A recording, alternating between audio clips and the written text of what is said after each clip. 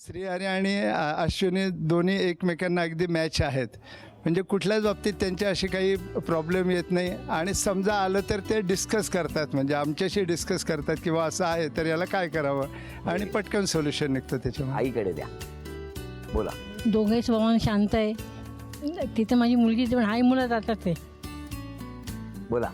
अश्विनी ही सुनबाई आहे, पण अगदी सोज्वळ आहे. आम्ही तिला अगदी घरासारखं अगदी म्हणजे घरप्रमाणे ठेवलं तिला.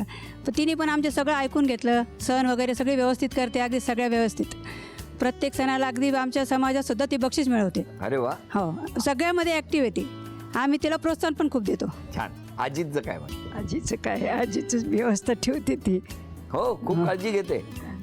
काळजी घेते ती. व्हेरी. 4 वाजले की दूध करून देते. हो, आता 2:30 वाजले. अजून कोण बोलणार सांगा.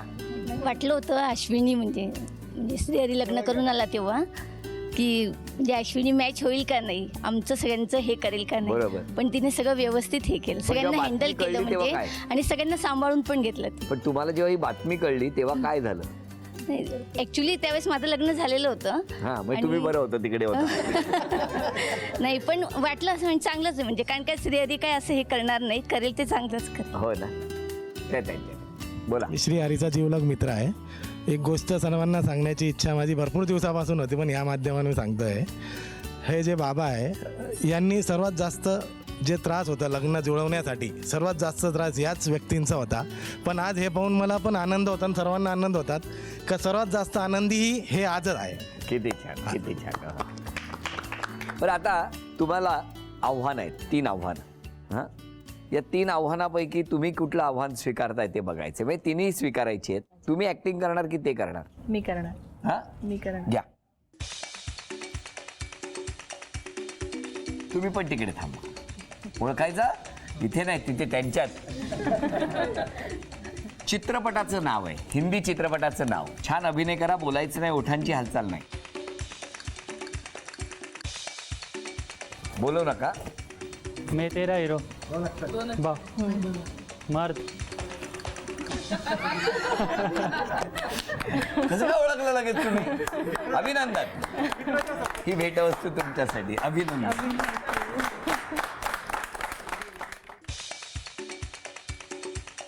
गाणं ओळखायचं आहे. गाणं हिंदी गाणं आहे.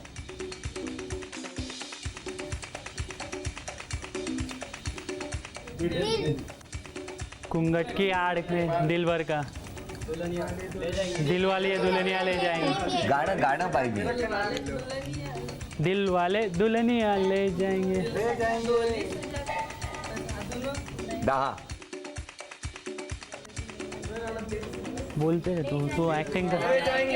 ले जाएंगे वाले दुल्हनिया ले जाएंगे. अभिनंदन. ही भेटवस्तू तुमच्या ठेवा, पडेल.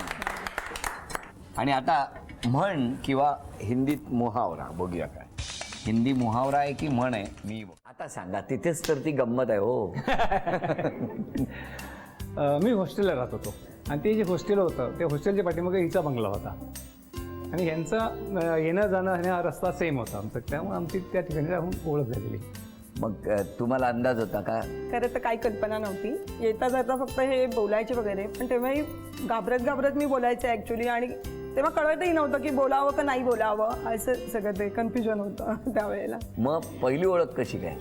मी पहिल्यांदा कधी बोलले एकमेकांशी? साधारण 10वीला असताना मी चालले होते क्लासला वगैरे, तेव्हा ते त्यावेळेला त्यांनी की काय 10वीचा अभ्यास चाललाय का बरा वगैरे, असं अशा पद्धतीने सुरुवात झाली. मग त्याच्यानंतर हळूहळू ओळख आमची वाढत गेली. आणि नंतर कॉलेजला असताना यांनी मला लग्न करायचं असं प्रपोज केलं. किती वर्ष झाली लग्नाला? 37 वर्ष. 37 वर्ष. 37 वर्षापूर्वीचा तो आठवणींचा अल्बम आत्ता चालला गेला पटापट पटापट. पण मला सांगा, त्यावेळेला मग आजीला कळलंच नाही? आता मला वाटतं काका माझे सांगतील चांगलं, त्यांना सांगू दे का 2 मिनिटं? काका सांग. काकांना माईक द्या. मला काही कल्पना नव्हती हे काय चाललंय आणि काय होतंय. एक दिवस मला अचानक माझ्या भाच्याचा फोन आला की मामाजी, तिनं रजिस्टर लग्न केलेलं आहे काल विश्वासराव सुरटे यांच्याबरोबर, कायदेशीर 1 महिने आधी हे करून नोटीस देऊन सगळं काही हे करून लग्न व्यवस्थित झालेलं आहे. आता सभ्यतेनं आणि सुसंस्कृतपणानं ते माझो आलेले आहेत. त्यांची अशी इच्छा आहे तुम्ही हे सर्व हँडल करा आणि मी विश्वासानं मुलीला तुमच्या इथं परत पाठवतो आहे आणि सोरटेंची याला संमती आहे. परंतु तुम्ही व्यवस्थितपणानं मुलीला परत पाठवा काय म्हणून त्यानं मला सांगितलं. मग एक दिवस मी 2-3 दिवसाच्या आत वडिलांना सारसबागेत दुपारी घेऊन गेलो. आम्ही एका झाडाखाली पारावरच्या खाली बसलो पारावर आणि मी त्यांना सांगितलं म्हटलं पा याच्यात दुसरा पर्याय नाही आणि सुसंस्कृतपणानं आपण वागणं हेच चांगलं आहे. ते सुसंस्कृतपणानं वागलेले आहेत आणि मुलीनं स्वतःच्या इच्छेनं केलेलं लग्न. तर आपण त्यांच्या नातेवाईकांना जेवायला बोलवू, त्यांना सत्कार करू त्यांचा आणि आपल्या हाताने मुलीला पाठवू. हे असं करायचं म्हणून वडिलांनाही ते पटलं. त्यामुळं तो संबंध आम्ही म्हणजे मोठ्या फारच कसोटीचा क्षण तुमच्यासाठी होता यांच्यापेक्षा. माझ्यासाठी फार कसोटीचा होता. आज आमच्या कुटुंबात असं झालेलं आहे की आमचे जितके ना नातेवाईक आहेत कुठेही काही फंक्शन असलं तर आधी विश्वासरावांना आमंत्रण असतं आणि ते मला फोन करतात काकाजी तिथं असं असं आहे. मग मला कळतं की अरे आपल्या मुलीच्या इथं हा फंक्शन आहे. म्हणजे इतकं त्यांनी विश्वासरावांनी नावाप्रमाणे विश्वास संपादित केला आणि त्याचबरोबर तुमच्या सगळ्यांचा विश्वास घेऊन कधी विश्वासाला तडा जाऊ दिला नाही यापेक्षा दुसरं काय. त्याच्याही पुढचा विषय म्हणजे की आज आम्हाला विश्वासरावांचा सगळ्यात मोठा आधार वाटतो. अडी अडचण संकट कुठल्याही क्षणी काकाजी ते उभे राहतात. मुलीविषयी पण बोलायचं आहे. असं आहे की बरोबर आहे काय? आमची शिवा विश्वासरावांची अर्धांगिनी झाल्यामुळं विश्वासरावांना जे मी देतोय सर्टिफिकेट तसं काही हिला लागूच आहे. लागूच आहे. वेगळं बोलत नाही. पण मला तुम्हाला विचारायचं की ते 12 वर्ष तुम्ही जेव्हा हॉस्टेलमध्ये राहत होता हे झालं लग्नानंतरचं प्रकरण सगळं.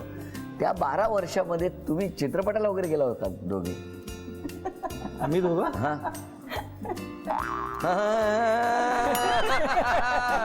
नाही नाही आज बोलू द्या त्यांना. त्यांच्या चेहऱ्यावर विश्वासराव आहेत. ते विश्वासाला तडा देत नाहीत. ते खरंच बोलतात. काय हो एका पिक्चरला गेलो होतो आम्ही. हा कुठला तुम्ही बाल्कनीत नाही खाली. कुठला चित्रपट? प्रेमनगर. हा प्रेमनगर. प्रेमनगर. वाह, क्या बात आहे. या गप्पा संपूर्ण अशाच आणि त्याचबरोबर घरातल्याही सगळ्यांशी मला बोलायचं आहे. पण त्याआधी पहिल्या या खेळामध्ये कुठला खेळ या वहिनींना आज खेळण्याची संधी मिळणार बघूया. या असंख्य चिठ्ठ्यांमधून एक चिठ्ठी घ्या.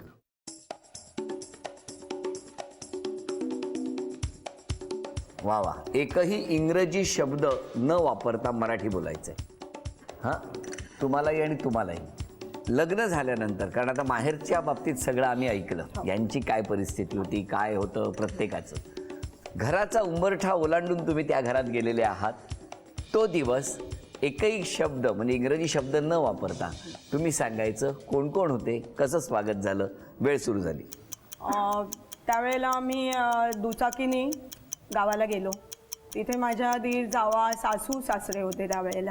आता ते नाही आहेत पण त्यांनी माझं स्वागत केलं आणि माझ्या सासूबाईंनी मला अंगठी दिली आणि त्याच्यानंतर आम्ही सगळ्यांनी मिळून बरोबर जेवण केलं आणि त्यावेळेला खूप म्हणजे त्यांना एक माझ्याविषयी अतिशय उत्सुकता वेगळी होती. दरवर्षी ॲनिव्हर्सरी वेगवेगळ्या पद्धतीने साजरी करता का? हो. आता आमची लग्नच 3 वेळा झालेत त्यामुळे ॲनिव्हर्सरी आम्ही वेगवेगळ्या पद्धतीनेच करतो. पण मग 7वीत असताना 5वीतल्या मुलीला प्रपोज करणं. मी पण लहानच होतो ना. एकंदरीत अभ्यास फार मोठा होता पण